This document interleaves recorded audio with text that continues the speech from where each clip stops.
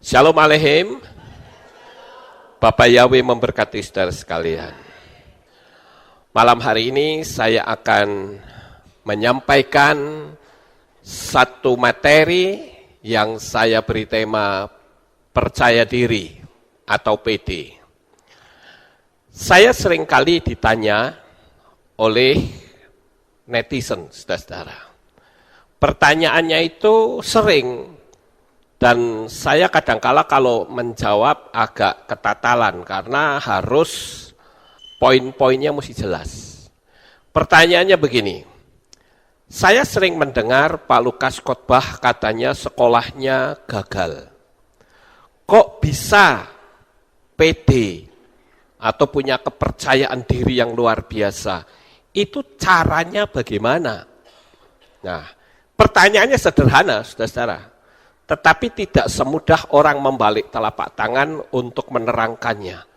Apalagi kalau saya harus nulis di WhatsApp. Waduh, mau berapa panjang itu? Oleh karena itu, malam hari ini saya akan memberikan pengetahuan untuk saudara bagaimana caranya supaya kita bisa memiliki percaya diri yang kuat untuk menghadapi dunia ini. Di dalam saya menyampaikan materi, saya seringkali memberitahu bahwa sekolah saya memang gagal, saudara-saudara. Dari sejak SD, saya mengalami banyak sekali kendala dalam saya belajar. Yang pertama, saya itu orangnya malas untuk belajar. Disuruh belajar itu luar biasa malasnya. Sampai saya ingat waktu masih kelas 3 SD, saya itu nilai rapotnya yang biru itu kalau tidak salah cuma 2 biji. Lainnya semua merah kebakaran, saudara-saudara. Sampai sekali waktu guru saya berkata begini, waktu saya dipanggil, rapotnya dibuka, dia bilang, ini apa-apaan ini? Masa rapot kok merah semua kebakaran? Enggak pernah belajar ya?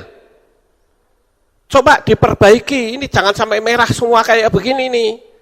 Ya, kalau merah semua kayak begini ya bagaimana kamu bisa naik? Ayo dibikin biru supaya sama seperti yang lain. Saya bilang, ya Pak. Waktu saya pulang saya ambil setip, tak setip semua saudara. Ya, rapot itu saya setip semua.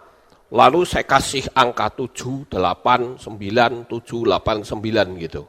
Biru semua kan. Nah begitu giliran mengembalikan, saya diomeli sama guru. Apa ini? Dirubah semua. Aduh, lah saya ngomong, loh katanya disuruh ngerubah. Ya saya robah. Masuk akal enggak saudara? Masuk akal. Tapi itu kelihatan gobloknya di situ, saudara. Ya, bodoh banget, saudara. Padahal maksudnya guru saya itu dirubah adalah belajar, ditingkatkan. Tapi yang pikiran saya nggak nyampe. Disuruh ngerubah ya robah, tak setip semua.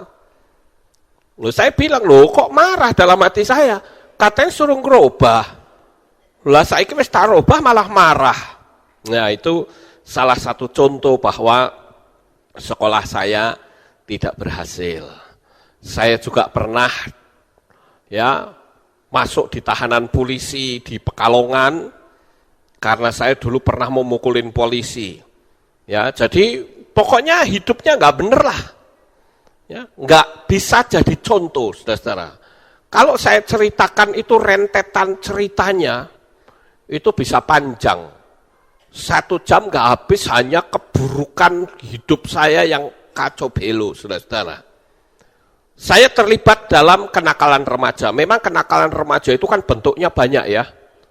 Ada yang narkoba, ada yang kejahatan seks, ada yang kejahatan mempermainkan perempuan. Nah, saya tidak di bagian itu. Saya narkoba enggak, ya. Kejahatan seks atau jalan-jalan pergi ke pelacuran juga enggak. Kejahatan playboy ya perempuan main perempuan gitu ya, mempermainkan. Yang saya dulu suka nyebutnya playboy cap kampak. Itu juga saya tidak, saya nggak suka mempermainkan perempuan. Ya, justru saya sering banyak membela perempuan dulu. Nah, ya saya jatuhnya itu dalam kejahatan kekerasan. Itu saya jatuh di situ. Kalau minum-minuman, makanya kalau ada preman-preman mabuk-mabukan itu dalam hati saya, kamu itu minumnya apa sih? Paling juga anggur 5.000, ya toh? Lah saya minumnya itu Johnny Walker dulu. Itu pun sudah black label, saudara-saudara. Kalau orang biasa minum itu brek langsung KO. Nah itu saya hidupnya kayak begitu tuh dulu tuh. Terus juga sering terlibat dalam perkelahian. Nah ini khususnya waktu di STM, di Semarang. Keluarga saya nggak ada yang tahu. Coba aja tanya keluarga saya. Tanya, Pak Lukas gimana sih? Oh orangnya baik. ya. Tapi di luaran ngaco, saudara-saudara. Karena saya banyak terlibat di dalam dunia kekerasan. Nah, oleh karena itu, malam hari ini, bagaimana sih caranya supaya kita bisa memiliki percaya diri, gitu. Apalagi saya kalau mengunggah video di YouTube, itu berarti saya sudah berani berkompetisi dengan pendeta-pendeta lain yang jauh lebih pintar dari saya, yang bahkan punya titel rentengan, saudara. Nah, saya akan memberikan beberapa tips pada malam hari ini, bagaimana sih caranya supaya kita ini bisa menjadi orang yang memiliki percaya diri yang cukup tinggi. Kita harus pertama-tama menyadari dulu, saudara-saudara, bahwa hidup di dunia ini itu penuh dengan kompetisi. Itu yang pertama. Kita mesti ngerti dulu itu. Saya mulai memahami akan pentingnya sebuah kehidupan yang serius. Itu waktu saya menerima Yesua sebagai Tuhan dan Juru Selamat di tahun 79. Yang waktu itu saya mengenal dengan nama Yesus Kristus. Tahun 79 itu saya mulai menyadari betapa pentingnya sebuah kehidupan yang harus dijalani dengan serius. Dan di situ saya mulai menyadari bahwa ternyata kehidupan itu juga berkompetisi, saudara-saudara. Yang kalah ya dilibas. Dunia ini kejam sekali.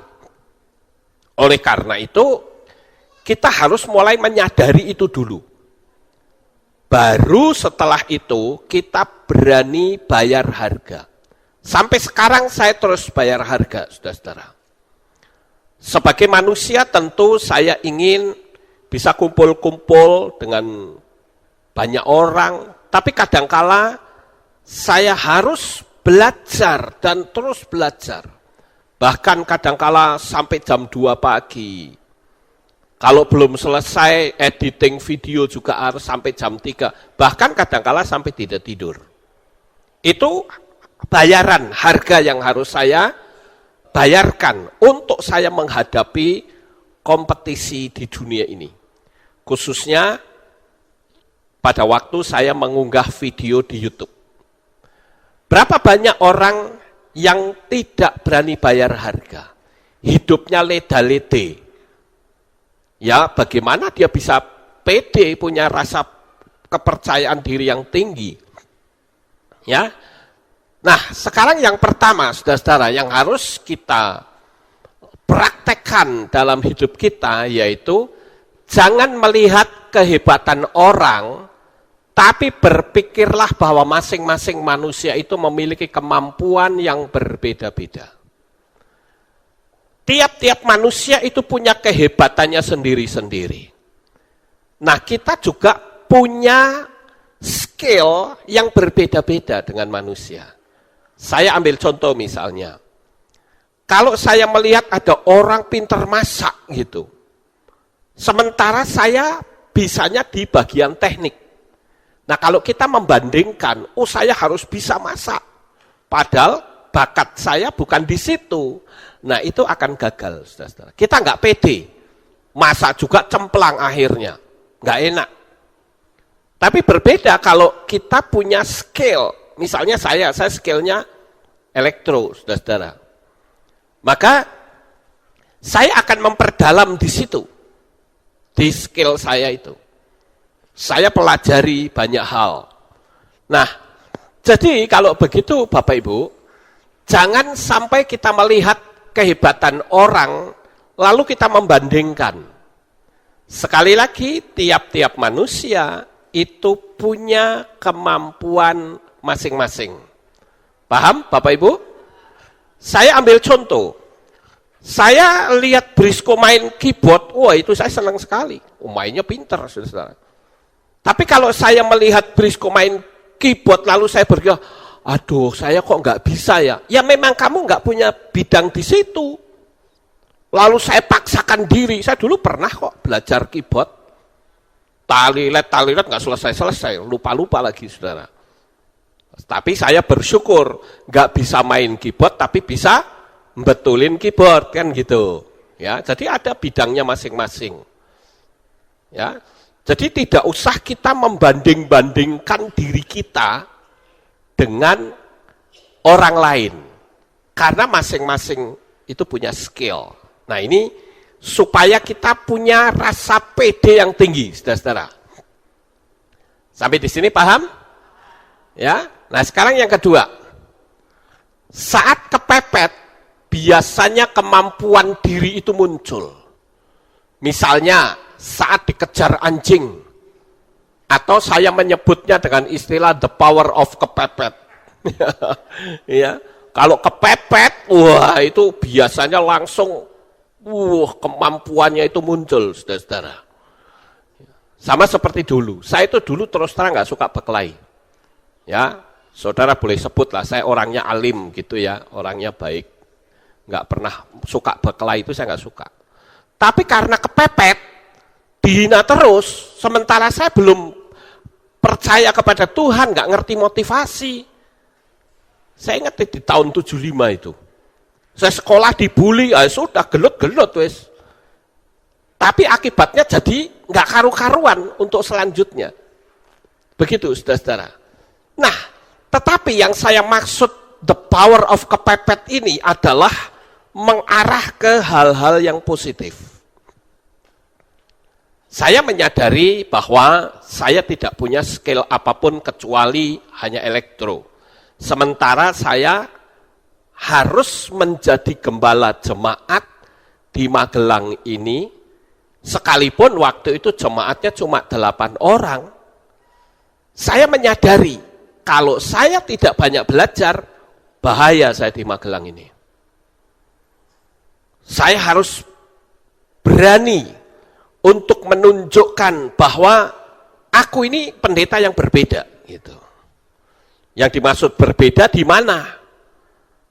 Saya punya prinsip, yang namanya gembala, itu adalah orang yang paling mudah ditemui.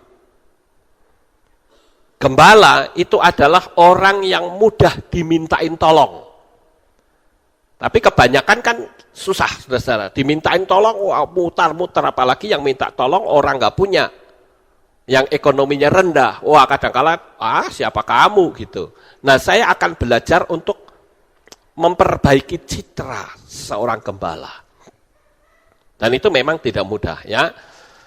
Itu harus memiliki komitmen yang kuat. Begitu juga, karena saya merasa kepepet, saya mau belajar sama siapa, saudara-saudara? Dunia ini ada dalam dunia teknologi. Walaupun saya ngerti elektro, tapi bidangnya dengan komputer kan berbeda. Saya masih ingat dulu, anak-anak di pastori itu kan yang ikut saya ada 21, saudara-saudara. Cukup banyak. Kalau mereka berbicara tentang komputer di depan saya langsung katakan, nggak usah bicara komputer lah. Kenapa? Karena saya menyadari kok kecil banget ya saya ini nggak bisa komputer gitu. Tapi saya berpikir terus, kenapa saya tidak mencoba untuk belajar? Nah, saya terpicu itu gara-gara saya beli kayak organizer. Tahu organizer, saudara? Yang kecil dulu itu loh. Yang zaman kuno itu kan ada organizer itu. Yang alamat apa gitu ya, nomor telepon, alamat itu kan organizer namanya. Nah, saya waktu itu ingat saya beli. Saya nulis pakai itu. Kok salah nulisnya? Terus saya ulangi. Oh, ternyata bisa dihapus, bisa diganti. Wah, enak juga ya kalau bisa komputer. Nah, di situ saya mulai terpancing untuk belajar komputer. Terlebih lagi, saya ingat waktu itu adik ipar saya, si Afong, ya, itu ngajari saya komputer. Waduh, semangatnya luar biasa, saudara-saudara. Nah, dari sini saya mulai terpancing untuk terus belajar. Karena saya menyadari bahwa kondisi keadaan dalam dunia pelayanan itu harus kita berani berkompetisi. Nah, dari situ saya mulai memiliki kekuatan, kemampuan untuk bisa menunjukkan bahwa aku bisa. Nah, ini yang kadangkala kita suka salah ya. Kenapa? Karena kadang orang minder gitu loh. Ya, saya nggak bisa apa-apa. Ya kalau nggak bisa apa-apa ya belajar, gitu loh. Sudah ngerti nggak bisa apa-apa cuma menyerah sama nasib, ya itu salah. Ya, sampai di sini paham Bapak Ibu?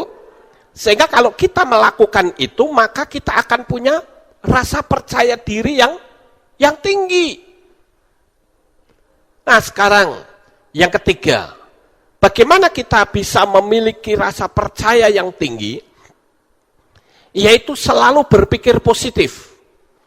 Kalau kita menghadapi masalah, maka anggaplah masalah itu sebagai tantangan yang pasti dapat dikalahkan, sekalipun kita perlu waktu. Nah, ini penting, saudara-saudara. Apalagi setelah kita percaya kepada Bapa Yahweh. Mau tidak mau, suka tidak suka, maka saya harus mau belajar bahasa Ibrani. Sak biso-bisone pokoknya saya belajar gitu. Tujuannya apa? Tujuannya adalah supaya kalau saya memberitakan nama Bapa Yahweh dan didebat oleh orang, khususnya pendeta, saya bisa tunjukkan, ini loh bahasa aslinya, kamu bisa baca enggak? Begitu saudara. Tetapi ternyata di dalam saya mempelajari itu, akhirnya banyak hal yang disingkapkan. Sehingga saya semakin excited. Oh, ternyata kalau saya belajar pola Ibrani itu menarik juga ya. Ada yang namanya angka gematria, ada yang namanya filosofi tiap-tiap huruf, macam-macam di situ. Kemudian saya melihat terjemahan-terjemahan kitab suci. Oh, ini keliru terjemahannya. Itu mulai kelihatan. Jadi semakin excited, saudara-saudara. Sehingga saya semakin pede, semakin percaya diri. Gitu. Walaupun saya tidak mau berdebat. Berapa banyak orang memancing-mancing saya untuk berdebat, saya bilang tidak.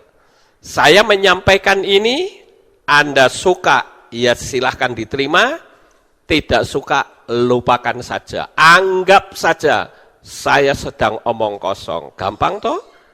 Saya bilang begitu, saudara-saudara. Tapi saya bersyukur bahwa nama Bapak Yahweh di Indonesia ini semakin menyebar kemana-mana. Walaupun saya sadar, saudara-saudara, sebelum saya itu banyak sekali orang yang sudah ngerti tentang nama Bapa. Tetapi mereka tidak mau memberitakan keluar. Hanya untuk diri sendiri. Jadi orang pertama yang memberitakan nama Yahweh di luar institusi gereja, itu Pak Dr. Suradi. Dan yang kedua, untuk institusi gereja, itu baru saya.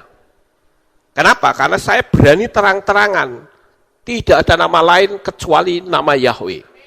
Nah itu baru mulai booming, saudara-saudara. Kemana-mana. Dicap sesat lah, dianggap begini, Bu. Tapi kan saya tidak peduli, wong saya sudah ngerti, saudara-saudara. Kecuali kalau saya masih gamang, ini benar apa enggak sih? Wah itu bingung, saudara-saudara. Tapi karena saya sudah mendalami kepola Ibrani, akhirnya saya tahu bahwa nama itu enggak bisa diubah dengan cara apapun. Dan saya terus berpikir secara positif. Karena saya tahu, kalau kita berpikir secara positif, maka rasa percaya diri itu kuat sekali.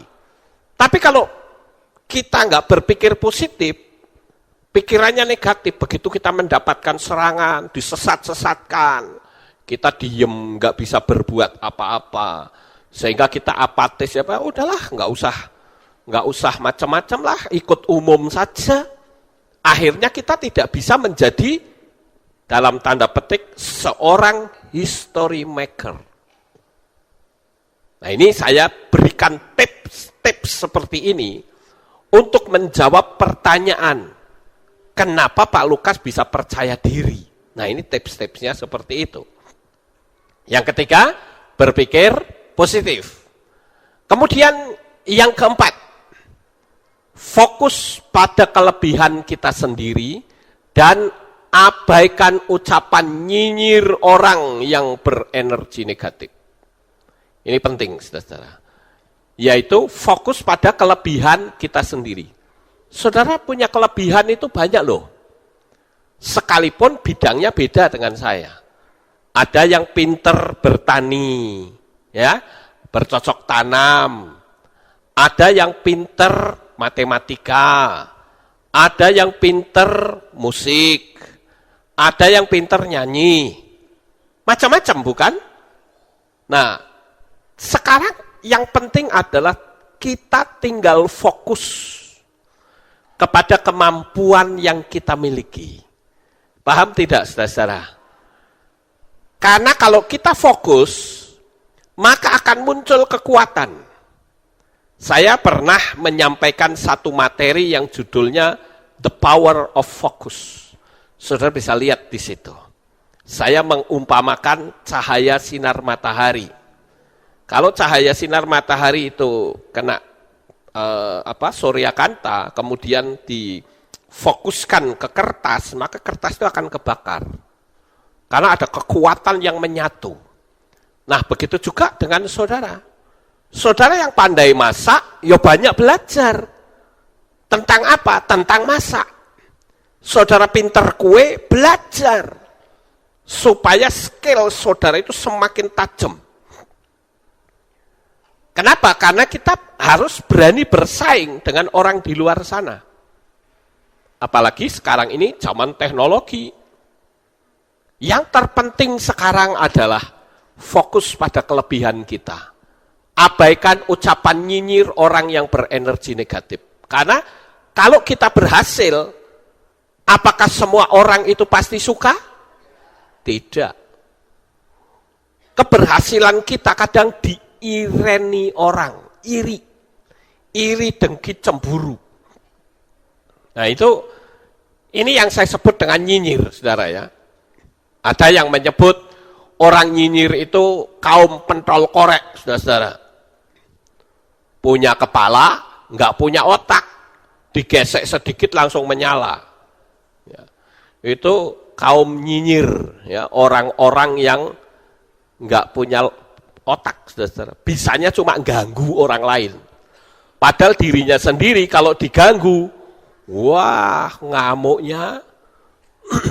Nah itu sebabnya saya ingin agar supaya saudara yang mungkin malam hari ini termasuk orang yang tidak pede, orang yang tidak percaya diri, orang yang merasa diri saudara kok aku kecil.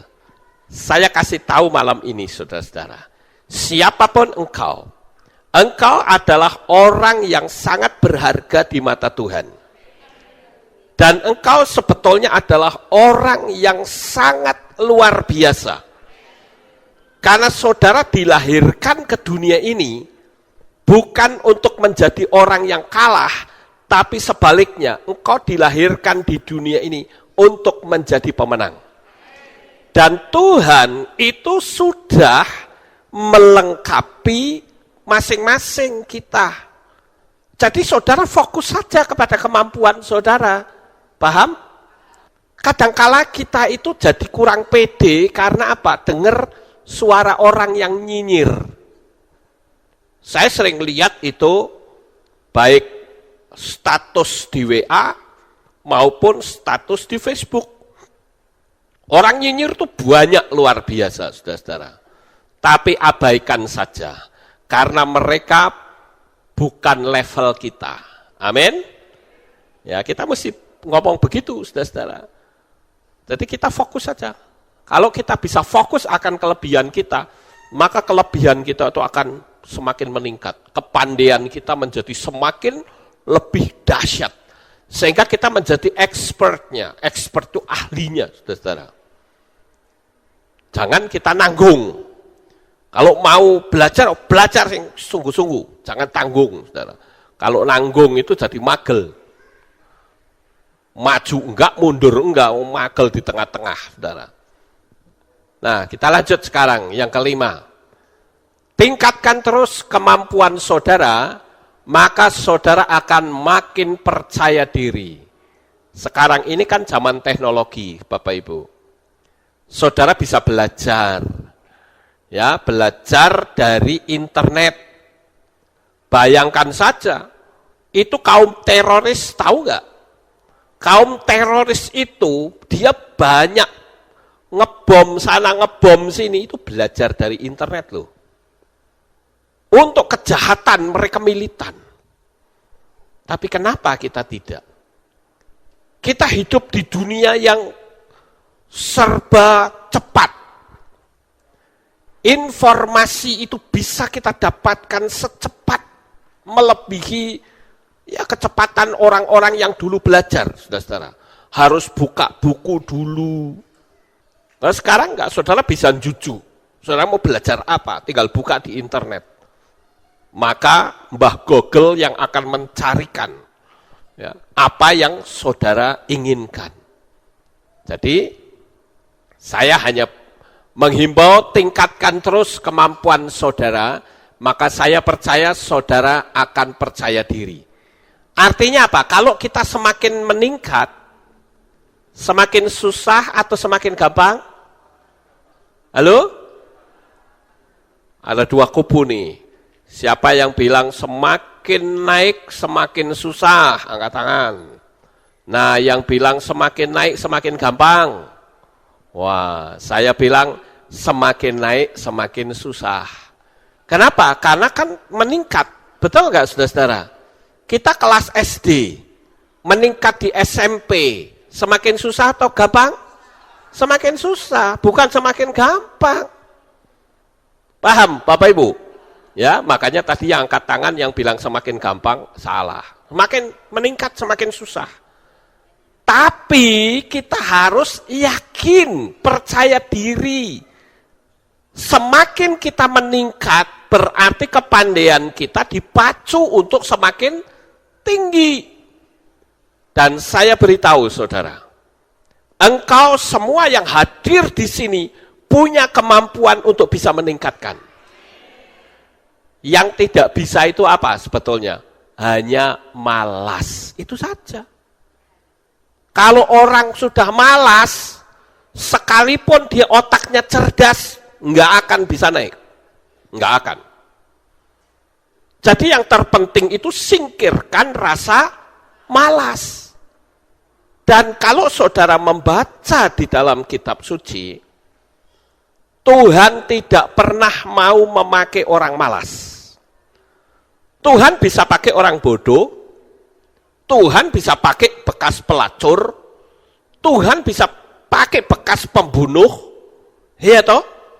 Tapi tidak pernah Tuhan itu memakai pemalas, saudara. Ingat itu. Jadi, yang penting sekarang ayo, miliki semangat. Mungkin tanya lah, wah kalau semangat bagaimana caranya?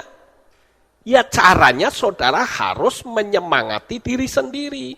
Saudara bayangkan bahwa aku harus menang menghadapi dunia ini.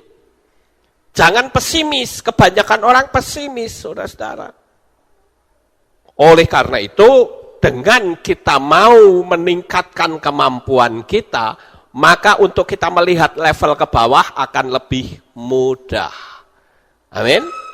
Ya, yang penting kita terus meningkat, kita terus belajar. Jangan malas, Bapak Ibu. Sekarang yang keenam, perhatikan penampilan diri. Jangan asal-asalan, baik itu ucapan maupun sikap hidup. Karena kalau penampilannya itu buruk, orang nggak respect, saudara-saudara. Ini saya tunjukkan ya, ini anak Raja Thailand, saudara-saudara. Ini putra mahkota kayak begini nih. Hebat nggak, saudara? Hebat ya, kayak orang gila saya bilang ini. Ya. Masa penampilan putra raja kok kayak gini, pakainya kaos oblong, badannya tatonan. Gimana tuh? Ya. Ini ada yang nulis gini, saudara. Siapa sangka kalau dia adalah putra mahkota kerajaan Thailand, Maha Vajiralongkorn, 63 tahun pada Juli 23 tahun 2016 lalu. Saat tiba di kota Munich, Jerman dengan pesawat Boeing 737 dan tampak keluar dari pesawat berpakaian seperti gembel. Bayangkan saudara, anak raja kok kayak gini. Sekarang pertanyaannya, kenapa kok dia hormat? Apakah betul dia melakukan hormat ini hatinya juga hormat? Enggak, saudara. Hormat itu karena apa? Karena dia anak raja dan ini dari maskapai. Cuman itu saja. Tapi kalau ditanya dengan jujur, kamu hormat gak dengan orang itu? Enggak. Enggak akan respect, saudara-saudara.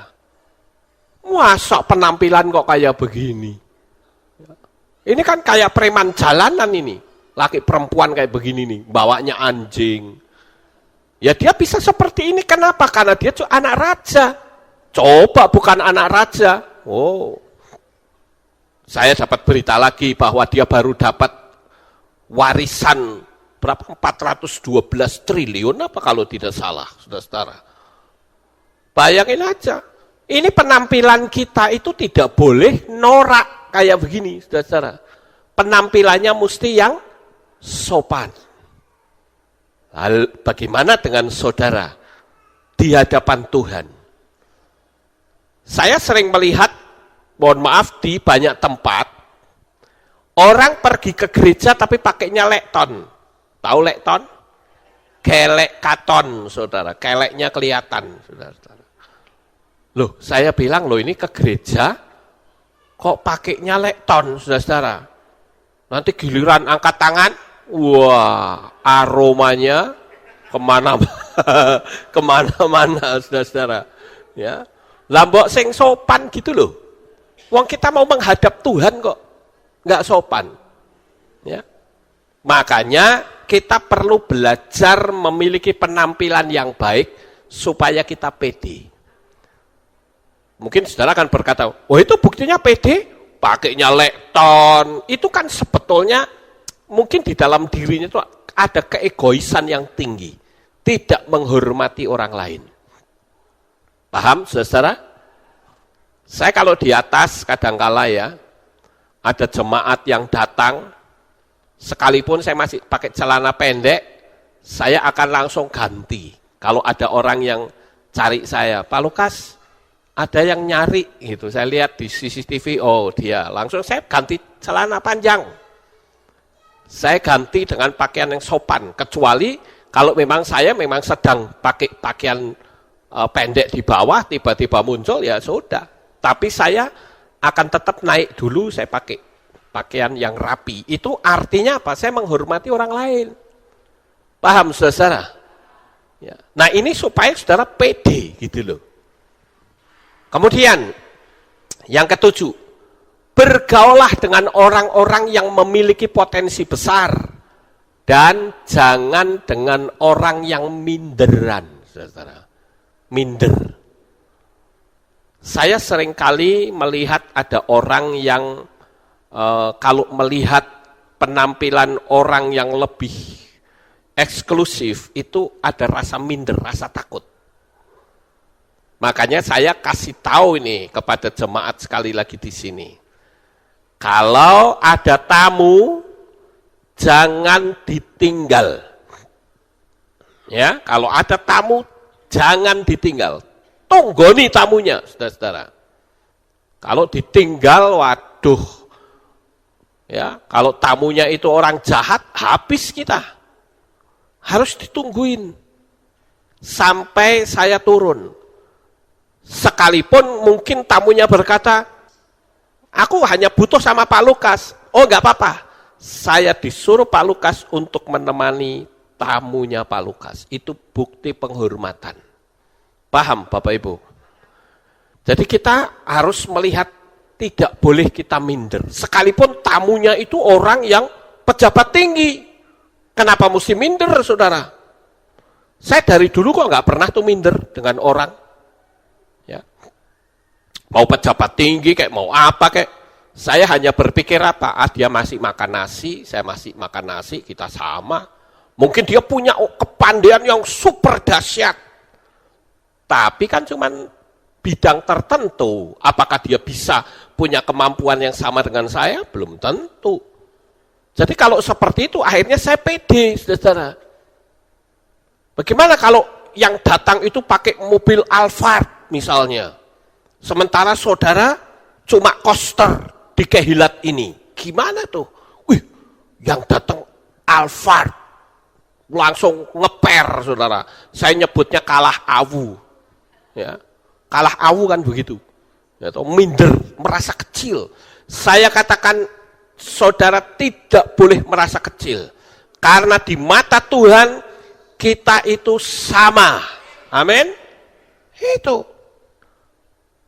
Makanya saya kasih materi malam ini adalah bagaimana supaya kita bisa pede, punya rasa percaya diri. Ya. Kemudian yang berikutnya, miliki modal ketulusan dan kejujuran. Ini penting, saudara. Khususnya dalam masalah keuangan. Jangan pernah berubah sombong dan licik atau mencelakai orang lain dan merugikan orang lain. Sadari bahwa tanpa orang lain saudara tidak ada apa-apanya. Paham, saudara-saudara? Mental ini mesti saudara miliki. Jangan sampai ketika saudara jadi kaya, sombong. Ya, wah itu bahaya. Kaya terus angkuh. Atau ketika dia kaya berusaha untuk merugikan orang lain. Maka ada pepatah gini, waktu miskin, ini pepatah dunia ya, yang di luar sono. Dia bilang gini, waktu miskin, yang ada di pikirannya, saya besok makan apa ya? Tapi begitu sudah kaya pikiran di otaknya, siapa yang bakal saya makan? Wah itu bahaya, saudara-saudara. Kenapa? Dengan kekuasaannya dia bisa melakukan apapun. Tapi jadilah engkau sebagai orang-orang yang diberkati Bapa Yahweh, orang yang kaya tetapi rendah hati. Nah itu yang Tuhan mau, saudara-saudara. Kalau saudara sudah menyiapkan hati dari sekarang, siapkan, engkau akan masuk di level yang lebih tinggi. Percaya saja, saudara-saudara. Tuhan ingin kita menjadi orang-orang yang levelnya di atas, tapi karakter tidak sombong. Karakternya itu baik, saudara-saudara. Sampai di sini paham? Ini yang ke-8 ya. modalnya ketulusan dan kejujuran. Pokoknya tulus dan jujur. Ya, jangan sampai kita nggak jujur. Apalagi kalau saudara dipercaya pegang uang besar misalnya. Kadang orang hatinya berubah. Berusaha untuk, ya saya menyebut dengan istilah nyatek orang lain.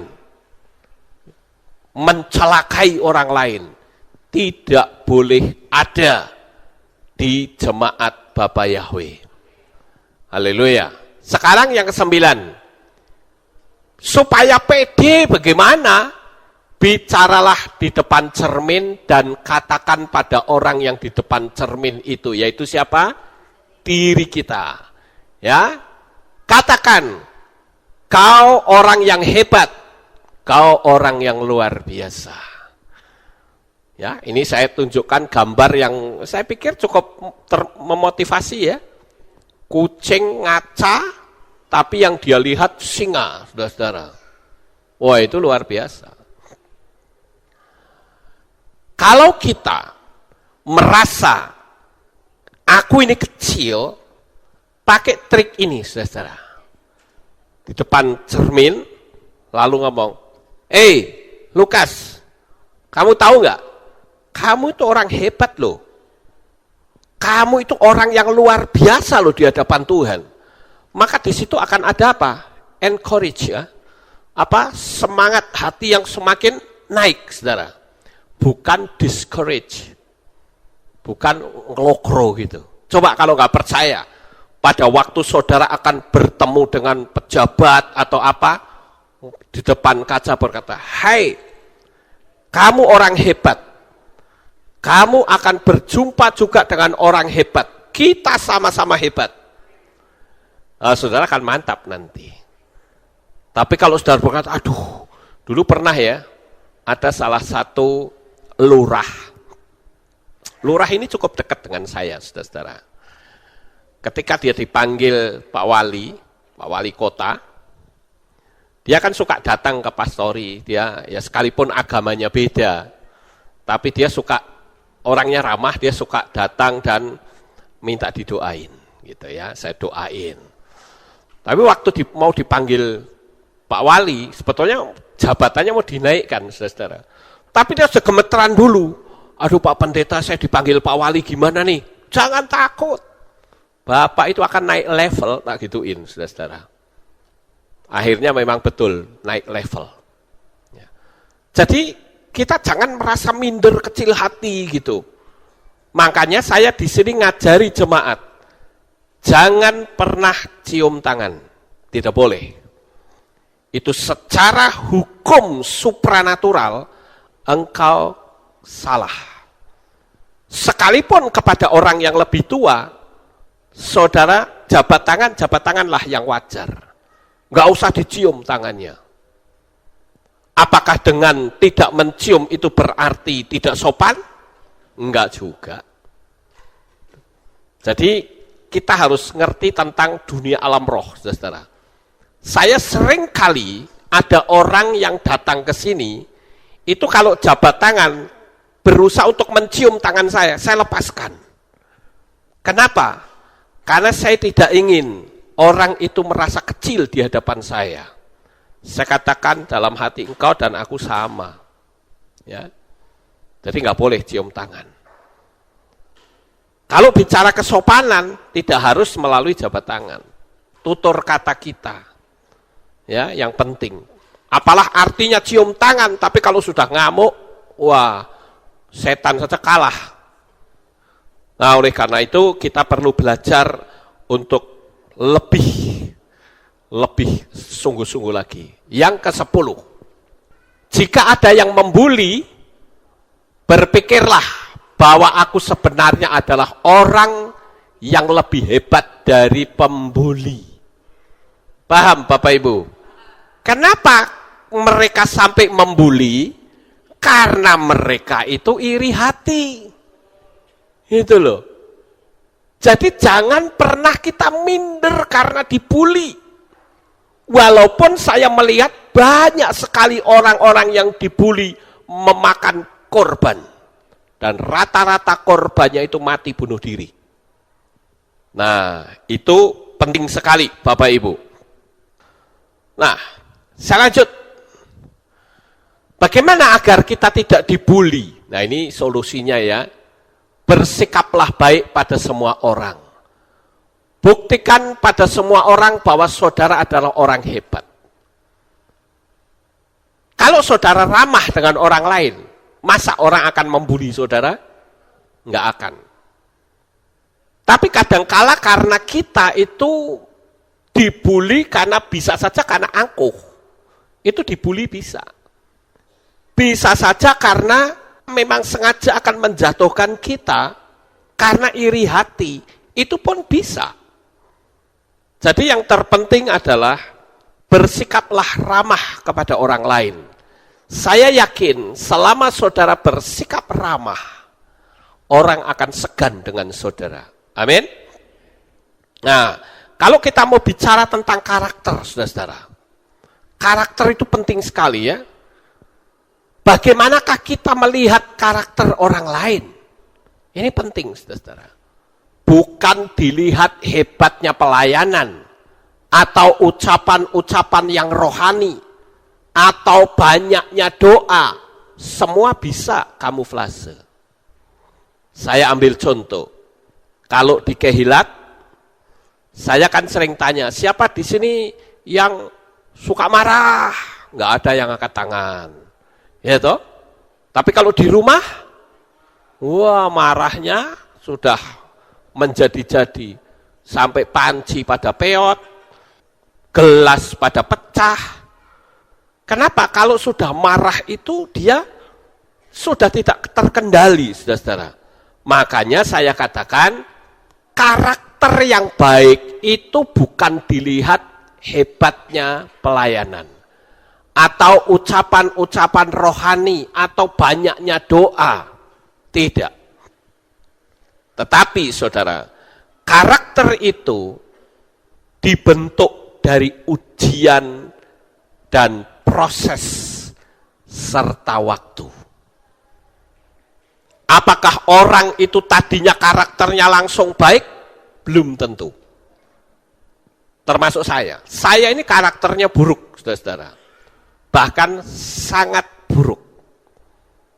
Tetapi di situ saya harus belajar bahwa karakter buruk itu tidak membawa keuntungan bagi diri sendiri. Oleh karena itu, untuk melihat bagaimana karakter seseorang yang sebenarnya adalah pada saat dia berkendaraan di jalan raya.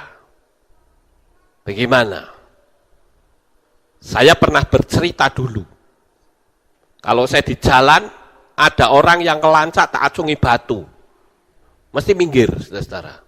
Itu karakter yang tidak baik.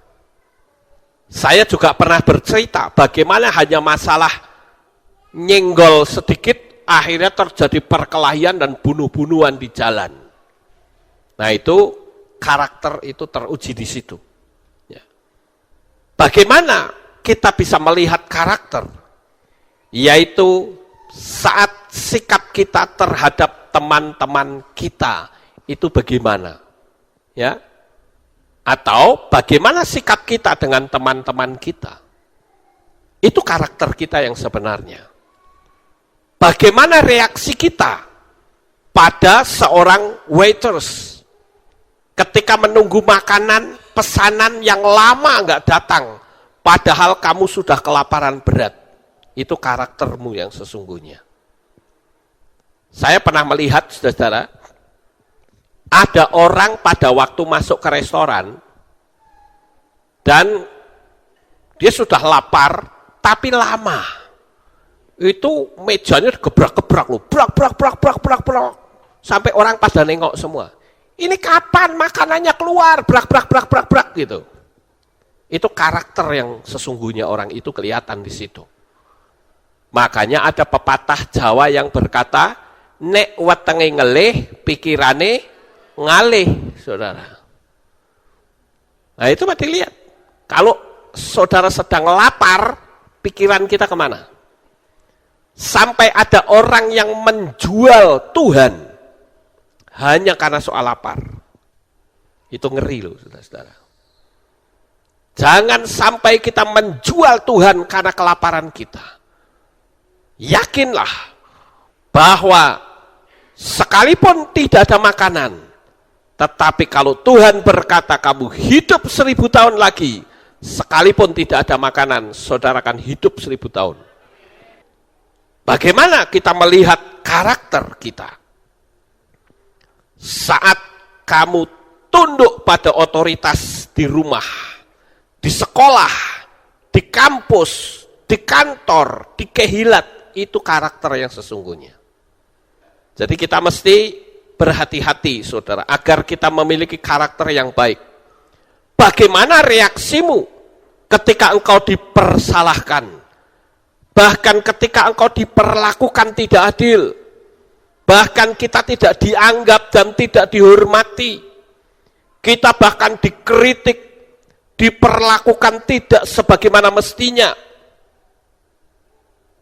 Padahal dalam kehidupan kita tidak melakukan sesuatu yang melanggar, tapi orang membuli kita, mengkritik kita. Nah, itu karakter kita akan kelihatan. Saya pernah menunjukkan kepada saudara bagaimana Raja Daud saat dia diturunkan pangkatnya, saat dia harus dikejar-kejar oleh Saul, kelihatan karakternya di situ. Nah, saudara yang terkasih, karakter itu dibentuk setiap hari dan dengan setiap orang yang bersentuhan dengan kita. Artinya apa? Artinya adalah orang-orang lain yang melakukan sesuatu yang tidak bikin kita nyaman, coba anggaplah mereka itu sedang dipinjam oleh Tuhan untuk membentuk karakter kita. Paham Bapak Ibu? Kalau kita menyadari seperti itu, kita akan memiliki PD, percaya diri, saudara-saudara. Ya, saya sedang diuji melalui si A, si B, si C. Tuhan pinjam mereka untuk menguji dan membentuk karakter kita menjadi lebih baik. Kalau bicara karakter, terus terang, saya kagum dengan Yusuf, saudara. Dia usianya masih muda loh. Dia diperlakukan tidak adil. Tetapi saudara tidak pernah melihat Yusuf melakukan pemberontakan terhadap Tuhan. Tidak. Nah, pertanyaannya adalah, bagaimana orang-orang di sekitar kita mengenal kita? Apakah mereka mengenal kita sebagai pribadi yang baik, pribadi yang sabar, pribadi yang bisa menguasai diri, atau pribadi pemarah dan bertemperamen tinggi? Nah, itu bukti karakter kita. Makanya saya katakan malam ini kita bicara bagaimana supaya kita punya rasa pede yang tinggi. Itu juga ada sistem pembentukan karakter. Supaya kalau kita ada di level yang lebih tinggi, orang akan senang dengan sikap dan perilaku kita. Amen. Oleh karena itu, apakah mereka mengenal kita sebagai pribadi yang murah hati, pribadi yang suka menolong, suka memberi, atau pribadi yang pelit dan suka perhitungan? Ini penting, saudara-saudara. Karena jangan sampai kita ini dianggap sebagai orang yang terlalu perhitungan. Apakah mereka mengenalmu sebagai pribadi yang murah senyum? Atau malah sebaliknya, pribadi yang angkuh dan sombong? Apakah mereka mengenalmu sebagai pribadi yang punya integritas dan bisa pegang janji? Atau justru pribadi yang bocor mulut atau nyinyir yang tidak punya integritas? Ini bisa dilihat dari perjalanan hidup kita sehari-hari. Saya katakan, dunia itu tidak terkesan dengan semua pelayanan-pelayanan kita. Dunia juga tidak mengenal manifestasi Roh Kudus yang kita alami, yang membawa kita bertemu dengan Bapa Yahweh di Samayim. Bukan lagi hebatnya pelayanan yang kita lakukan, atau banyaknya manifestasi Roh Kudus yang kita alami. Tetapi bisakah kita memiliki karakter seperti karakternya Yeshua? Itu yang penting, saudara-saudara. Baik, Bapak Ibu Saudara, sebelum saya tutup dalam doa, saya akan tunjukkan kepada saudara seorang tokoh yang sangat minder dalam hidupnya dan akhirnya memiliki rasa percaya diri yang hebat. Siapakah dia? Dialah Moshe atau Musa. Saat Moshe ditanya Tuhan, apa yang ada di tanganmu? Moshe jawab, tongkat. Saudara tahu enggak? Hanya tongkat saja yang dia miliki. Modalnya itu sederhana, tongkat. Tetapi saudara-saudara, tongkat bersama dengan Tuhan, dia bisa memiliki rasa percaya diri yang luar biasa untuk menghadapi Fir'aun. Hebat bukan? Nah, bersama Tuhan itu mampu kita mengatasi segala kemustahilan. Untuk masalah ini saudara bisa melihat di kitab Shemot atau Keluaran pasal 4 ayat 2 sampai ayat yang kelima. Saya akan bacakan untuk saudara. Lalu Yahweh berfirman kepadanya, apakah yang ada di tanganmu itu? Dan dia menjawab, sebuah tongkat. Lalu dia berfirman, lemparkanlah itu ke tanah. Dan Moshe pun melemparkannya ke tanah, dan tongkat itu menjadi ular. Dan Moshe lari meninggalkannya. Tetapi Yahweh berfirman kepada Moshe, ulurkanlah tanganmu dan peganglah pada ekornya. Dan dia mengulurkan tangannya dan menangkapnya. Lalu ular itu menjadi tongkat di tangannya. Dengan demikian mereka menjadi percaya bahwa Yahweh Elohim leluhur mereka, Elohim Abraham, Elohim Yitzhak, Elohim Yakov telah menampakkan diri kepadamu. Nah, saudara yang terkasih, melalui kuasa yang Tuhan berikan kepada Moshe, seorang yang minder, yang tidak percaya diri, yang pada waktu dapat panggilan Tuhan saja dia berkata, aku enggak pede, aku enggak pandai bicara. Tapi akhirnya Tuhan memakai Moshe dengan sangat luar biasa. Nah, sebelum saya tutup di dalam doa, saudara-saudara, saya akan menaikkan sebuah kisah. Kisah ini kisah nyata ya, tentang seorang ibu yang mengajari piano anaknya. Dan untuk memberikan semangat kepada sang anak, rupa-rupanya ibu ini pintar. Anaknya itu diajak nonton konser seorang maestro piano yang luar biasa. Nah, singkat cerita, si ibu ini membelikan tiket anaknya duduk bersama itu di deretan paling depan. Sekarang dia bersama ibunya di deretan paling depan dengan tujuan supaya anak itu bisa konsentrasi.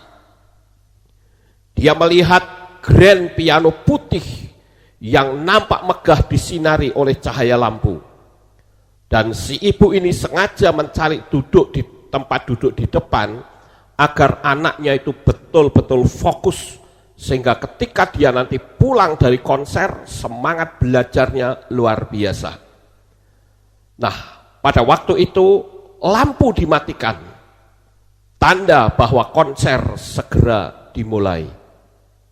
Dan saat lampu menyala, ternyata sang anak itu sudah duduk di kursi sang maestro, saudara-saudara. Saudara bisa bayangkan apa yang terjadi. Pada waktu semua lampu menyala, anak itu duduk di kursi dan dia memainkan lagu yang dia bisa mainkan. Waktu itu dia belajar lagu kanak-kanak, yaitu Twinkle Twinkle Little Star. Twinkle Twinkle Little Star, begitu ya, lagunya seperti itu. Nah, semua orang pada waktu melihat anak ini bermain, wah, mereka teriak-teriak, ayo turun, turun, turun. Tapi apa yang terjadi? Seorang maestro keluar dan dia mendekati anak yang sedang main Twinkle Twinkle Little Star. Dan apa yang terjadi? Sang maestro itu berkata, "Don't go away, keep playing." Jangan pergi, tetap bermain. Apa yang dilakukan oleh sang maestro, saudara-saudara? Dia berada di belakang anak itu, dia mengembangkan tangannya dan memainkan musik. Sementara anak itu hanya bermain lagunya saja atau notnya saja, sementara sang maestro ini mengiringi dengan suara yang luar biasa megah. Akibatnya apa, saudara-saudara? Orang yang tadinya teriak-teriak turun-turun, tiba-tiba dia semua berdiri dan memberikan standing ovation, atau mereka bertepuk tangan sambil berdiri. Nah, apa yang bisa kita tarik kesimpulan dari peristiwa anak ini, saudara-saudara? Kita mungkin seperti anak kecil ini, kita hanya bisa menyanyi lagu yang sederhana, Twinkle Twinkle Little Star. Nah, tetapi ketidakmampuan kita jikalau dilengkapi oleh sang maestro pencipta alam jagat raya ini, yaitu Bapa Yahweh, maka saudara akan menjadi sesuatu yang sangat luar biasa. Oleh karena itu, jangan berkecil hati, Bapak Ibu Saudara. Ayo sekarang bangkit, kita mesti pede. Bersama dengan Bapa Yahweh, saudara akan melakukan perkara-perkara yang besar. Percayalah, dan saudara akan menaklukkan dunia. Saudara akan menjadi seorang history maker. Haleluya. Oleh karena itu, melalui materi ini saya yakin saudara tidak lagi menjadi orang yang minder, tetapi memiliki percaya diri yang sangat luar biasa, dan jemputlah kesuksesanmu. Sukses besar untuk saudara. Bapa Yahweh memberkati. Haleluya.